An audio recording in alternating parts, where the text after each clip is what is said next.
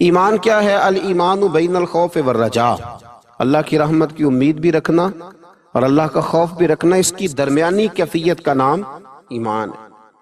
اللہ سے ڈرتا بھی رہے، احساس بھی پیدا کرے کہ کہیں میرا مالک ناراض نہ ہو جائے، لیکن نا امید نہ ہو۔ بہت بڑا گناہ گار بھی نا امید نہ ہو، یہ سمجھ لے کہ اللہ معاف کرنے والا ہے۔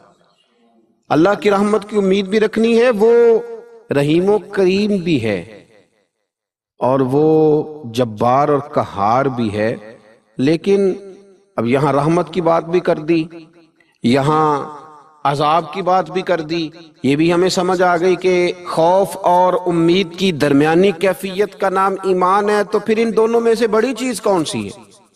تو میرے رسول کریم صلی اللہ علیہ وسلم نے ارشاد فرمایا، یہ بخاری مسلم میں حدیث ہے، حضرت ابو ہریرہ سے روایت ہے، قال رسول اللہ صلی اللہ علیہ وسلم کہ رسول اللہ صلی اللہ علیہ وسلم نے فرمایا، لما قضى اللہ الخلق كتبا کتابا فهو عنده فوق عرشه۔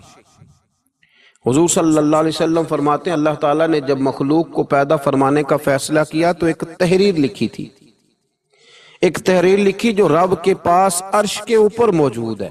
جب مخلوق کو پیدا کرنے کا بھی ارادہ کیا تو ایک تحریر لکھی جو رب کے پاس محفوظ ہے اللہ کے عرش پر۔ وہ تحریر کیا تھی؟ ان رحمتی سبقت علی غضبی، کہ بے شک میرا غضب زیادہ نہیں ہے، میری رحمت ہی زیادہ ہے، اور میری رحمت میرے غضب پر فوقیت رکھتی ہے، وہ بڑی ہے۔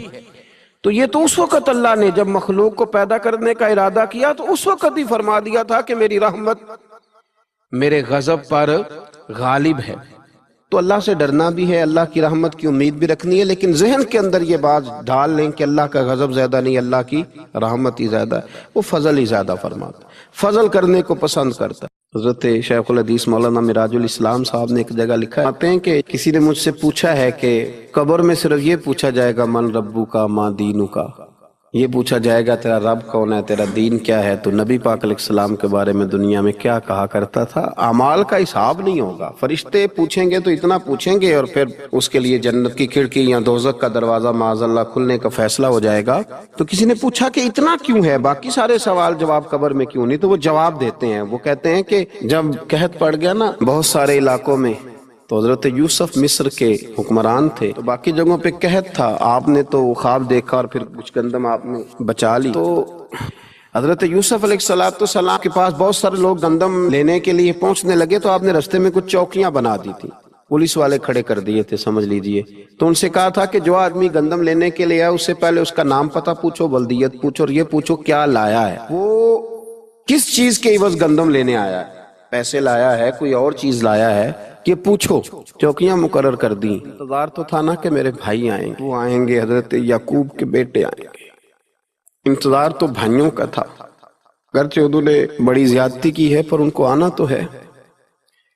تو فرمانے لگے کہ سارے لوگ آئیں تو ان سے پوچھنا کہ وہ کہاں سے آئے ہیں، وہ کون ہیں اور کیا لائے ہیں، یہ بھی پوچھنا۔ لیکن فرمایا جب کنعان کے لوگ آئے نا تو بس اتنا پوچھ لینا وہ کون ہے، یہ نہ پوچھنا کیا لے کے آئے۔ بھائی ہیں نا تو ان کی پردہ پوشی کرنی، ان سے نا بس اتنا پوچھ لینا کہ وہ کون ہیں، وہ اگر بتائیں کہ ہم کنعان سے آئے ہیں تو بس اتنا ہی کافی ہے، ان سے پھر اگلا سوال نہ کرنا۔ تو حضرت شیخ فرمانے لگے، رب فرماتے فرشتو تم نہ جا کے بس اتنا پوچھ لینا قبر میں میرے بندے سے کہ وہ مجھے جانتا ہے نا، اس کا پردہ نہ کھولنا، تم نہ حساب کتاب پوچھنا، بس اتنا پوچھ لینا مجھے اور میرے نبی کو جانتا ہے، اگر وہ کہے جانتا ہوں تو پھر آنے دینا، میدان محشر میں خود پوچھ لوں گا۔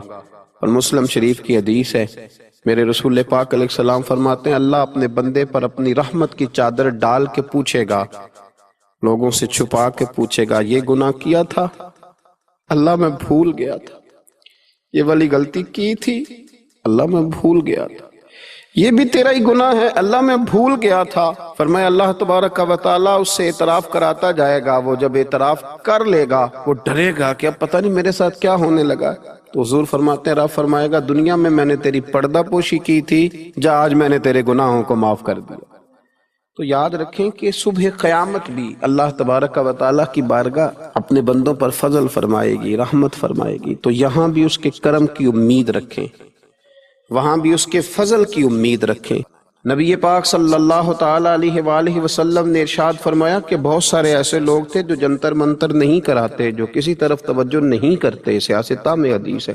فرمایا قیامت کے دن اللہ تبارک و تعالی حکم فرمائے گا کہ وہ کہاں ہیں جنہوں نے صرف میری ہی ذات پر بھروسہ کیا، تو وہ لوگ کھڑے کیے جائیں گے، اللہ تبارک و تعالی ان سے حساب نہیں لے گا، انہیں بغیر حساب کتاب جنت عطا کر دے گا۔